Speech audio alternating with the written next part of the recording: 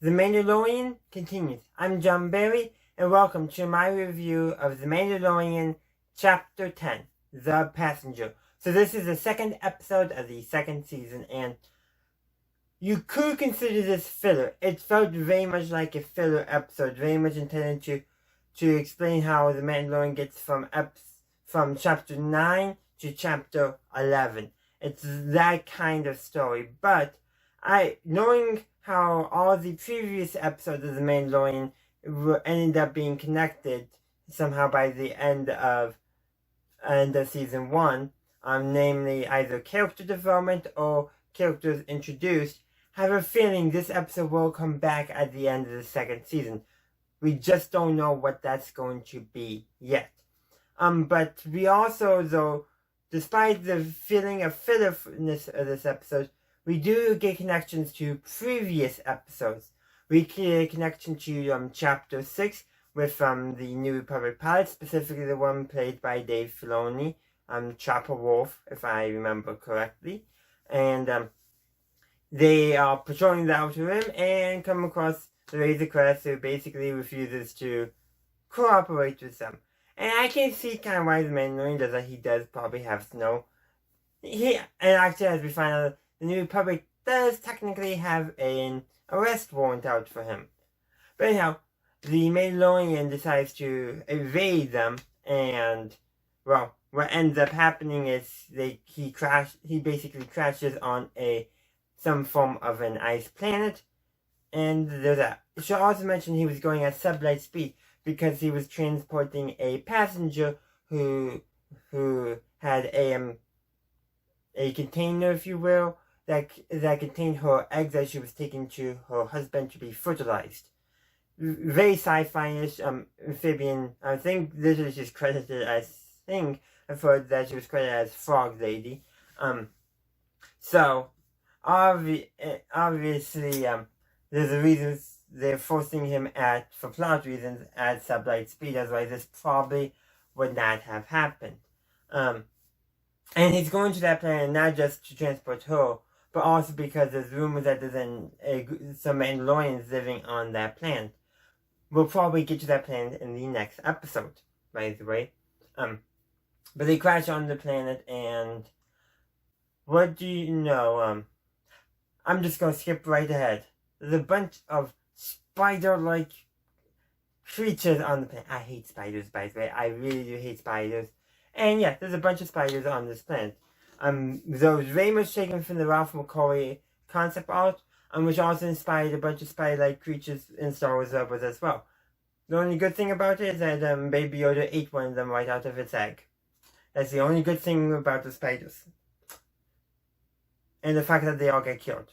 By the Mandalorian, by the Frog Lady who had a small hold-up blaster, and the New Republic pilots came back and used their X-Wings to take out the big one, and then they'll blaster rifles to take out the rest. And I do mean blaster rifles.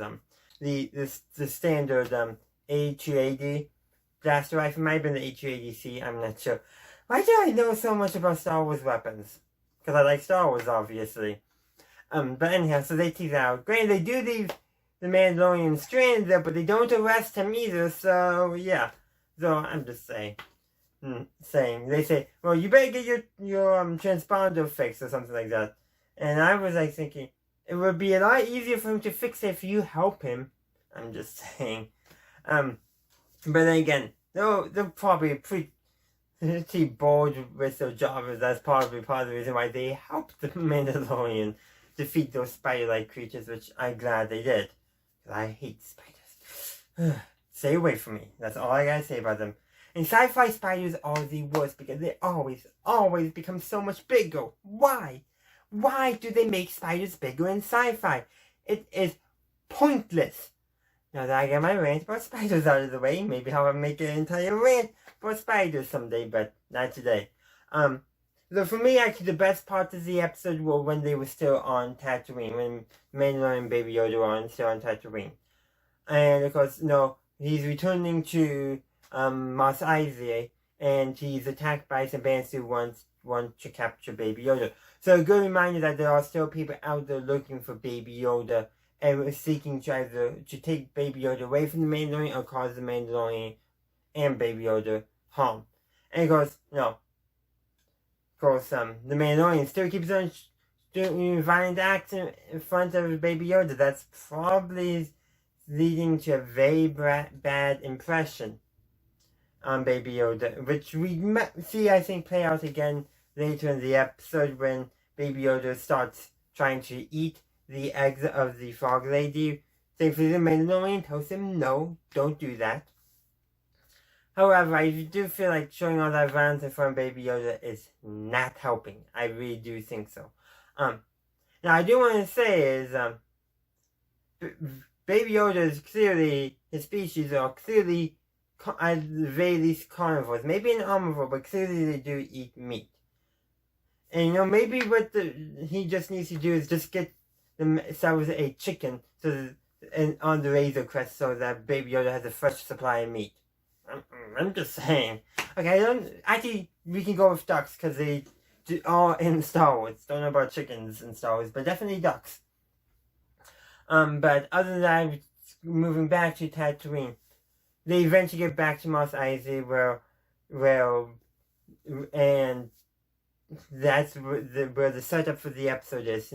He learned that the lady he's renting, or he has his ship, who owns the hangar the Razor Crest is currently docked at, is playing a game of sabacc with an ant-like alien who has a contact who knows where there are some Mandalorians, and that contact is the Frog Lady. And then, of course, the Mandalorian gives the Krayt Dragon meat to the lady who owns the hangar bay the Razor Crest is in. And, of course, apparently she likes her meat a medium rare. We learned that. And it's being cooked with a pod racer engine. So, there's a little call out to Star Wars Galaxy's Edge, which has that featured in one of the locations. I haven't been there yet. COVID's going on. So, yeah, not likely to get there anytime soon. That's about it. Yeah, that's really about it of the episode. There's nothing too much that really stood out. It's very much a getting from there to here type episode.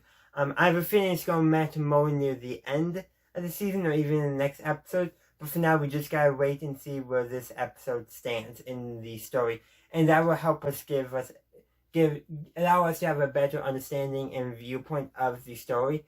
Because The Mandalorian is very much a story-driven show. Not just per episode, but per season, per the entire show. It's all one singular story with a bunch of sub-stories to help tell the way. So that's all I have for you today. But I would like to hear from you. What did you think of The Mandalorian Chapter 10, The Passenger? Let me know in the comment section down below. Also, thank you for watching this video. If you enjoyed it, please be sure to leave a like. And feel free to check out any of the links in the description below. There is my social media, Facebook and Twitter. There's also my Discord server, which is a great place to hang out and chat.